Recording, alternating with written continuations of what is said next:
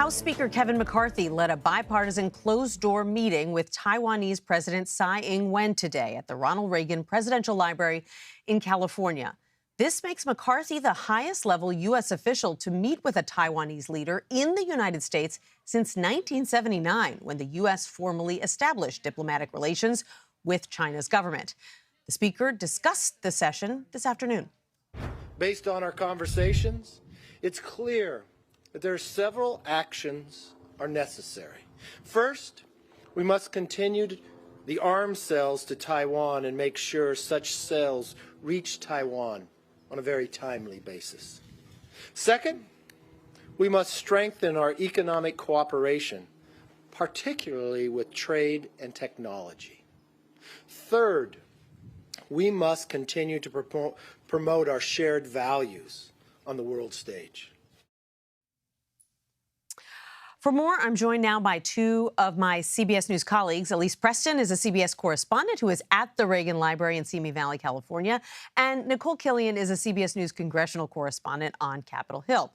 So, Elise, let's start with you. Set the scene for us. Who showed up at the Reagan Library in support of and in opposition to today's meeting? Well, Nancy, all day we've seen two pretty sizable crowds here at the Reagan Library. One very much in support of Taiwan, the other very pro-China. They have been waving flags all day, and every now and then we're on the backside of the library. There are feet in front of the entrance, and every now and then you'll hear those cries grow even louder. We've also seen a plane flying overhead carrying a One China banner. That banner says that Taiwan is a part of China. Also, keep in mind that this event is just attended by so much international press. A representative with the library here told me that they weren't prepared for the sheer number of media that would show up today. I can tell you that those risers, every stop of the way, all of the media risers have been packed, waiting for Speaker McCarthy and President Tsai. They spoke for about 8 minutes when they made a joint statement. They did not take questions, but in both statements, they reiterated, Nancy, that the friendship between America and the people of Taiwan had never been stronger. A historic meeting, waiting to see if and how China responds. Elise Preston in California, thank you. I want to turn now to Nikole Killion on Capitol Hill. And Nikole, there are not that many issues that unite the two sides these days, but China certainly is one of them. What message is this bipartisan group of lawmakers looking to send to China with this high-profile meeting? Well, Speaker McCarthy made clear as he held a press conference with these bipartisan lawmakers that this is really about speaking with one voice. And that is also something that we heard Democratic Caucus Chairman Pete Aguilar echo as well, that it was important to be united, especially around issues of foreign policy, and particularly when it comes to this yet unofficial relationship that the U.S. has with Taiwan in terms of strengthening partnerships in areas like trade and technology, but also reaffirming a commitment to shared values around democracy and human rights. So that's largely what a lot of the discussion is centered on. And Speaker McCarthy was asked more specifically about the message also that is being sent to China, and if he is concerned about the potential for retaliation, because we know that China has expressed some concerns about this visit by President Tsai here in the U.S., and he basically said that China should not retaliate. In fact, China should be engaging with the United States. So that is the message that the Speaker and some of these bipartisan lawmakers put forth.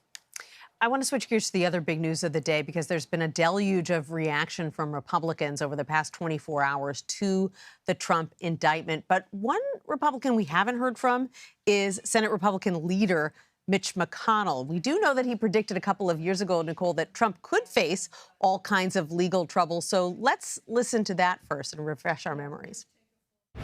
President Trump is still liable for everything he did while he was in office as an ordinary citizen. Unless the statute of limitations is run, still liable for everything he did while he was in office.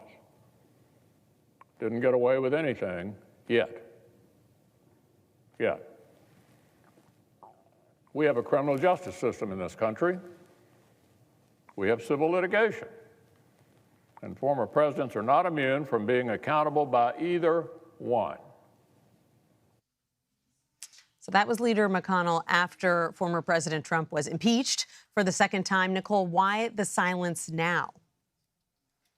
Well, keep in mind, as you know, Leader McConnell did suffer from a fall a couple of weeks ago and has really kind of been out of the public light for several weeks as he has tried to recover. He suffered from a concussion, a fractured rib. He had to go to physical therapy. He just got back home, I believe, within the last week, and that's kind of where he has continued to do his work until he returns here to the Senate. So that could be part of the reason. That being said, of course, it's possible he could always put out some kind of statement, and I'm sure when and if he does return here to the Senate, he will likely face questions about this. But we did hear from the number 2 Republican in the Senate today, John Thune, who did put out a statement saying, I understand that this is the beginning of a legal process, not the end of one. But after an initial review of the details, this indictment looks like a political agenda run amok, and it's becoming increasingly clear why previous district attorneys opted against prosecution.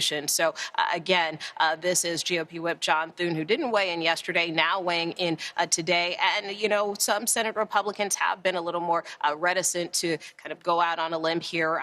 Many of them have in the past kind of put some distance between themselves and the former president. But what is notable, in addition to Thune's statement, is also people like Mitt Romney, who have been very critical of the former president, who also shared similar views to Thune yesterday, suggesting that this is politically motivated. So from that standpoint, it is notable that some Republicans who don't necessarily always align themselves with the former president are now, in this case, appearing to come to his defense by taking issue with the Manhattan DA. A lot of people, from Mitt Romney to the president of Mexico, expressing skepticism today about this indictment. Nikole Killion on Capitol Hill, thank you so much. You bet.